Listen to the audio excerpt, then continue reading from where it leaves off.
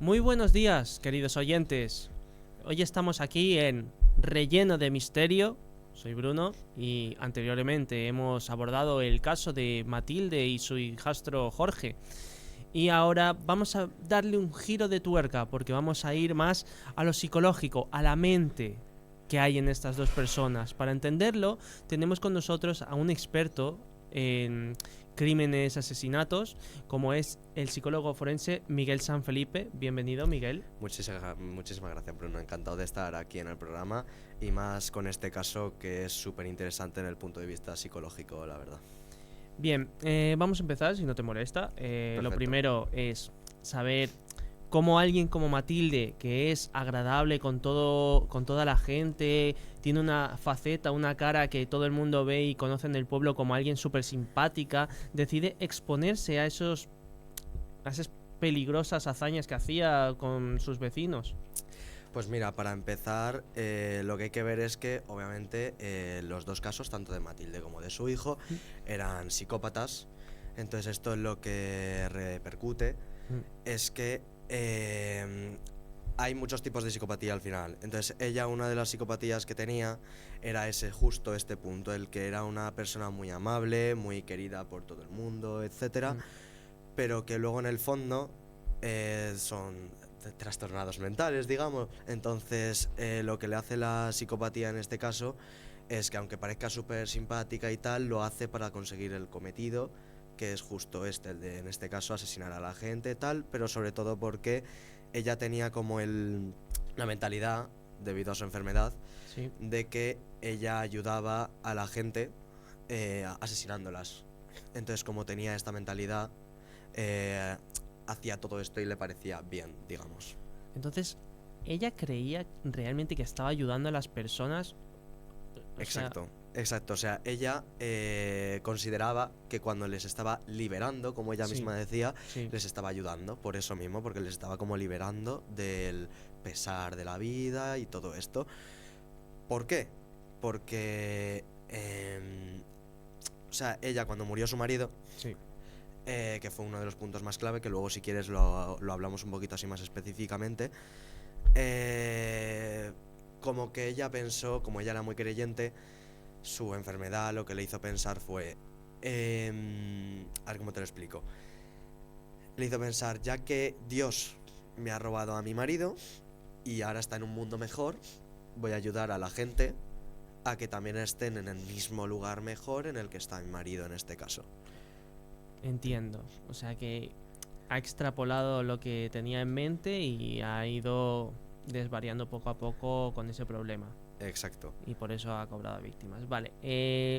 Lo que nos gustaría saber es la infancia que tuvo, que según la biografía que hemos recabado, pues sabemos que ha tenido una infancia dura, trágica y con muchos altibajos. Si eso ha influido, porque sabemos que en muchas personas el pasado influye bastante. Entonces, si nos podrías explicar cómo influye y algún nombre técnico o algún que tengas ahí.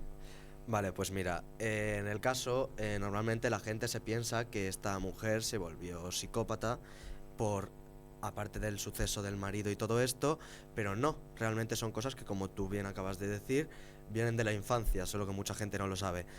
Entonces, desde la propia infancia, normalmente ella ha sufrido maltratos, etcétera. Entonces esto al final ha hecho un poco que eh, empeore esa psicopatía, solo que después explotó y terminó de detonar Mm. en el punto justo de la muerte de su marido.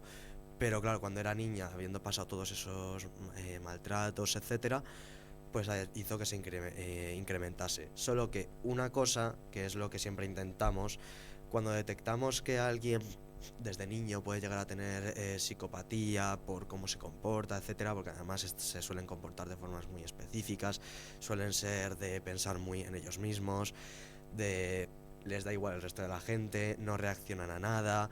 Entonces, cuando detectas eso ya en un niño pequeño, de normal se puede intentar cambiar, que es pues cuidándole, tratándole, llevándole psicólogos para que se medio cure, aunque técnicamente no se puede curar, simplemente puedes Mm. mejorar un poco los síntomas, Sí. que en este caso con Matilde no pasó eso. Y luego, en caso de adultos, que es la mayoría de las veces, eso ya es inevitable. O sea, cuando ya una persona se vuelve adulta, es imposible cambiarle el chip, digamos.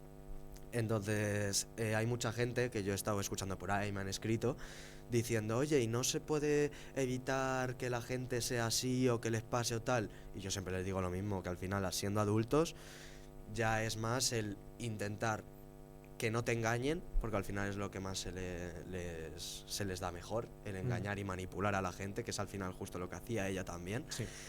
Y intentar que no te coman la cabeza, que es muy complicado, pero siempre hay que intentarlo. Sí, y me parece muy curioso y es un tema que luego vamos a abordar porque tiene que ver con Jorge, que como sabrás también fue adoptado de pequeño, entonces Exacto. me parece muy curioso eso que lo podemos trasladar a ese punto de que también ha influido desde pequeño a transformarlo en lo que es a día de hoy. Exacto. Pero eso para luego, porque yo lo que te quiero preguntar antes de eso es ¿qué dinámica había entre Matilde y Jorge? Pues mira, Matilde desde que lo adoptó siempre le trataba muy bien y era como su hijo. Entonces, para él, Matilde era casi como su diosa, inclusive se podría llegar a decir. Entonces, al final él, cada cosa prácticamente que le decía a Matilde, él lo hacía al pie de la letra. Porque al final era eso, era su diosa. Pero entonces Matilde tenía el control completamente de exacto. Jorge. Ellas son las manos y él era la marioneta, literalmente. Vale. Me parece muy escalofriante eso, pero bueno, las cosas que no sucedan en este mundo. En lo que también queríamos preguntarte, en especial yo, es si había algún tipo de simbología que seguían ellos. Pues mira, o sea, ellos, bueno, sobre todo Matilde, aparte de que era muy religiosa, entonces técnicamente podrías considerar que era muy simbólico eso. En el caso de Matilde tenía un reloj que justo se paró en la hora y tal del día en que murió su marido. Entonces ¿Pero se paró o lo habrá parado ella? Bueno, yo considero que lo habrá parado ella, porque aquí ya es un poco conspiraciones de la gente de lo ha parado, no lo ha parado, tal, y como al final no se sabe porque nunca ella ha hablado nada, pero Claro. yo creo que es más el lo ha parado ella para recordar como ese momento, y es como un momento muy simbólico para ella, el reloj con la hora parada con la muerte de su marido. Digamos que es para que no olvidar nunca su cometido y lo que... Exacto, Vale, sí, justo. lo entiendo. Miguel, desde la perspectiva forense y psicología, esta historia, ¿qué nos puede enseñar? Pues es difícil de responder la pregunta, la verdad, porque al final nos enseña, aparte de que no hay que confiar en todo el mundo, que eso es una cosa que siempre hay que tener cuidado con la gente, y que también en estos casos, aunque veas que una persona puede ser muy amable o etcétera, es eso, no tienes por qué confiar. O sea, normalmente dan confianza, pero como que hay que tener mucho cuidado. O sea, yo en lo que quiero enfocarme es que tengáis mucho cuidado para que estas cosas no vuelvan a pasar, obviamente. Sobre todo con los psicópatas, si detectáis que una persona puede llegar a ser un potencial psicópata porque os habéis estado informando, etcétera, el tener cuidado con esa clase de gente, que normalmente pueden ser personas normales, pero luego tienes estos casos también. Sí. Y el intentar que no te manipulen siempre, y poco más te podría decir. Es lo que más recomiendo a tu audiencia. Vale, así como resumen breve sobre Jorge, ¿qué nos puedes explicar? Algo que sea... Perfecto, pues de Jorge así un poco, que lo que hemos dicho antes, que era un poco como la marioneta, y que él al final, un suceso muy importante que le pasó fue lo de que él mató a Matilde. Sí. Y eso mucha gente me pregunta por qué puede ser. Sí. Pues porque básicamente él era un tipo de psicópata diferente a su madre en este caso. Ella era eso, mucho más más familiar, etcétera, y él era muchísimo más violento. Claro, digamos. pero esto me resulta bastante curioso porque Jorge fue tratado supuestamente con amor. Sí. O sea, es la parte contradictoria a Matilde, como explicábamos antes, entonces Exacto. me parece muy curioso, la verdad. Exacto, pues es eso, le trataba muy bien.